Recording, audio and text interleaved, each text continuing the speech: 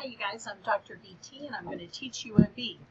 So we're going to talk about gestational age assessment today, and the first thing that we need to talk about is why we're going to assess the age of a baby as soon as it comes out. Well, this is very important. We know that the respiratory system develops last. So if our baby is premature, we know we may have respiratory difficulty and we may need to get some interventions for our baby. So it's very important to always assess for gestational age at delivery. Okay, so I want to review just a little bit of physiology so that you can understand why certain things happen in neonates on the initial first exam. So we know in utero, the baby is of course attached to the placenta, and that's how the baby is receiving oxygen and getting rid of CO2 and waste. And so the placenta secretes some hormones for mom and for baby. So the first one is estrogen and progesterone. That helps the pregnancy to develop. That helps mom's breast for lactation. But the baby also gets some estrogen and progesterone just because it's produced from the placenta.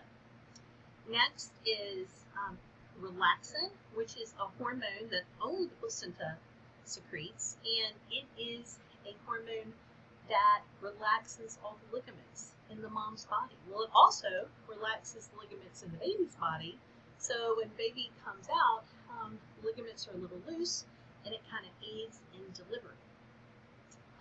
Next, one of the hormones, I just kind of want to say this, is one of the big hormones that mom produces is HPL or HCS, human placental lactogen, or human chorionic somatomamotropin, and that hormone is important because it's what causes insulin resistance in mom.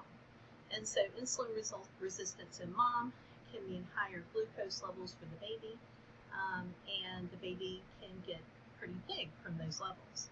In this assessment, though, the two hormones that we're most concerned about is relaxin and estrogen and progesterone. Okay, so the baby comes disattached from the placenta, and now you're going to assess your baby using the Ballard Scale. There's two portions to the Ballard Scale. There's an upper portion and then there's a lower portion. And the upper portion really talks mostly about neuromuscular maturity. So as the baby gets older, the baby gets more muscles and it starts to really curl up because it has so much muscular development. So babies that come out looking like a frog-like position, just very developed, a lot of muscles, and flexed is a very good sign. So that's part of the actual regular neuromuscular development. So most of these characteristics are really going to talk about neuromuscular development, but the bottom portion is going to talk about mostly the physical characteristics that you see. It includes skin, the appearance of the skin, the appearance of the eyes, the appearance of the breast, and the appearance of the genitals. So let's go ahead and start at the top. So when we look at our first column, the first one we see is posture. So little premature neonates have not gained a lot of muscle, so they're very floppy. And so you can see in your scoring that a -1 or a very thin, floppy baby that is not flexed and is not bringing his or her legs and arms up would score a very low score. A mature baby, again, has their legs brought up, they have great muscular development, and they're nice and flexed. Our next one is square window, and we talked about the physiology of the placenta and how it secretes relaxin. And relaxin, again, makes the ligaments loosen. So a mature baby has a bolus of relaxin near delivery, and that relaxin makes their hand be able to go all the way down like this. So a mature baby can do this. Isn't that interesting? So once the baby is cut away from the placenta, which is at delivery, guys, this relaxin will remain in their body for approximately 2 weeks. And so as time goes on, the baby will not be able to bend his or her hand down that much. Also, if the baby is premature, they haven't gotten the bolus of relaxin, so a lot of times you can't bend them past here. The next one is arm recoil, and really what we're looking for nice muscular development right here. So how we do this is we put the arms we hold them down, okay, like this. We bring them up here, and we get the baby in this position, and then we let them down. And once we let them go, we see where the baby springs back up to. Now, of course, a mature baby would spring back up to here, which would be a 4, which would be great. But a baby who was immature, who didn't have a lot of muscle here, when you pull them down, they may just leave their arms down like that. The next one is popliteal angle, and this one, we're looking at this angle right here, the popliteal angle right here, this one right here. And so the best way to measure it is to stabilize the knee, to hold the knee, and then feel where you start to meet resistance, okay? Feel where you start to meet resistance. So the older a baby is, the less you'll be able to pull this foot up because there is maturity here in this leg. So a lot of students will tell me, well, Dr. BT, I can pull it all the way up. I say, well, you're a lot stronger than the baby. So you just simply hold and you feel where you meet resistance. Now, mature babies, you're going to feel a resistance somewhere in here, and then immature babies can go all the way back. Okay? And again, that is testing for that muscle.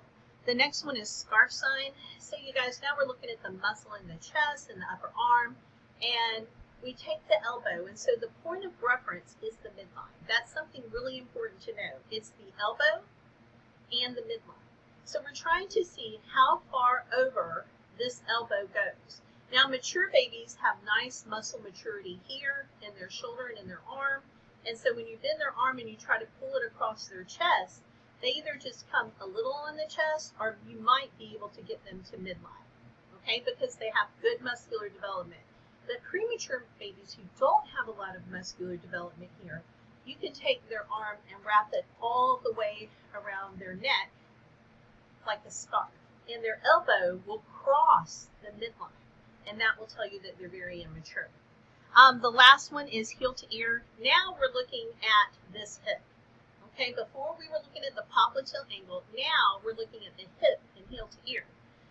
So what we do is we actually take the heel, oh my poor little baby, hyperextended, and we try to pull the heel back as much as we can to see how much resistance we have here in the hip. So a term baby would be like this. You wouldn't be able to pull the hip back, the heel back to the ears, because really you're taking this heel and you're trying to pull it back and seeing how far it will go to the ear. So we take the leg, we pull it back, and like this baby shows us, we have a lot of resistance in this hip, so this would be an older baby.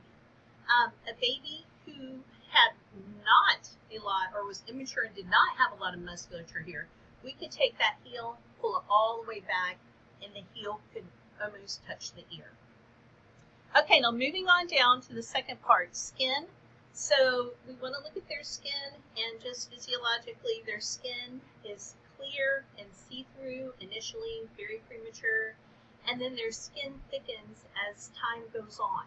And so when you see skin that you can see a lot of vessels, you know the baby's really premature. And when you see skin that you can only see maybe 1 or 2 vessels, you know the baby is mature. But then if you see skin that's old and slopping off of the baby, then we know the baby is post-date. So we know that the baby can be very old.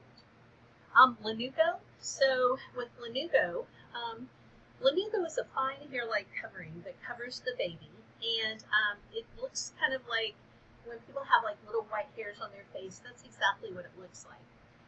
So this lanugo traps the skin cells, and sebum is secreted from the skin, and this little lanugo, this little fine hair, will trap the skin cells that have shed off in the sebum. And those little skin cells that have shed off, that are trapped in the sebum, is called vernix. And that's that kind of white cottage cheesy, I have a little bit of it here on my baby for you to kind of see, white cottage cheesy look that babies have when they come out. So what's interesting about lanugo is they're very bald from when they are developing, and then it's a bell-shaped curve. They start to gain lanugo, and then at about 36 to 38 weeks they start to shed lanugo.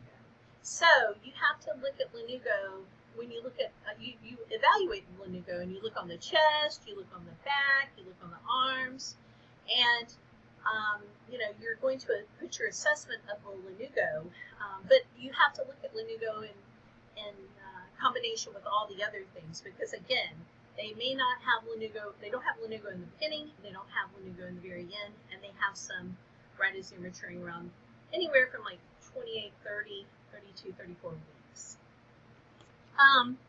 So the next thing we're going to look at is our plantar surface, and you can see, so it's interesting because babies gain more wrinkles on their feet as they age.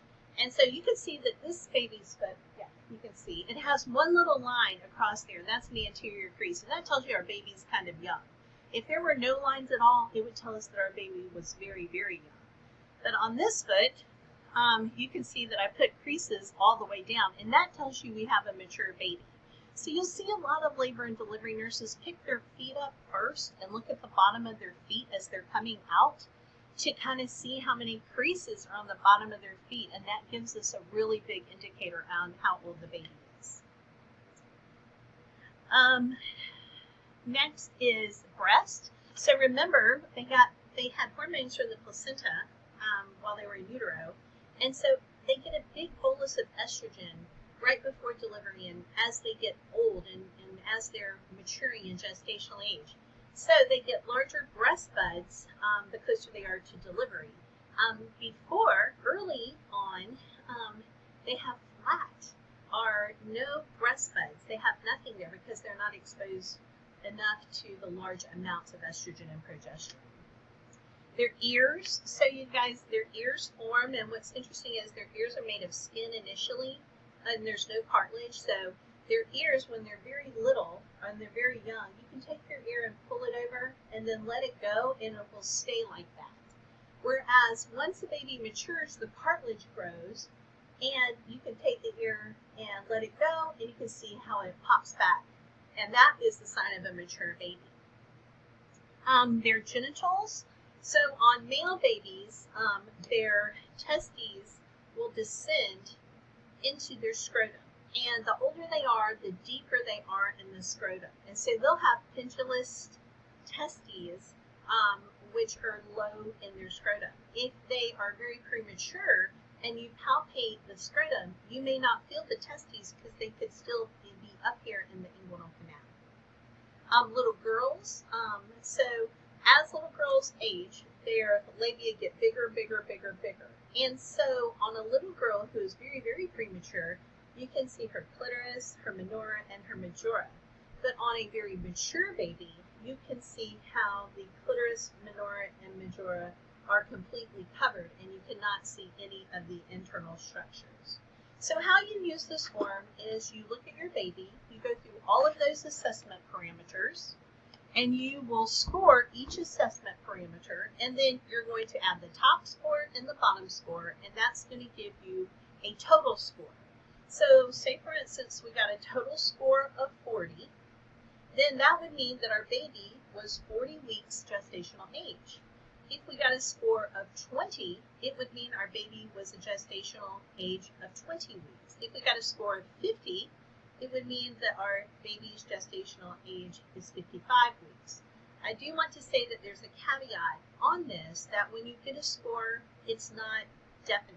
It has a flexibility of plus or minus 2 weeks. So you have an average kind of knowing of a range of the gestational age, but you can never know exactly the correct gestational age. So it's really important to be able to understand a gestational age and be able to look at a baby, calculate the score, and then be able to plot it.